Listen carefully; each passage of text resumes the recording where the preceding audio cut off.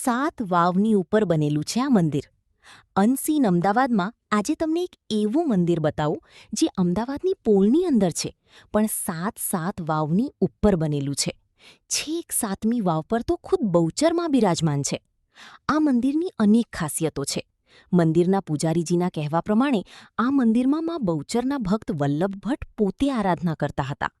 અહીં માતાજીની ઉપર જે મુખ છે તે બાલા ત્રિપુર સુંદરીનું મુખારવિંદ છે. 350 વર્ષ જૂનું આ મંદિર ચમત્કારિક પણ છે.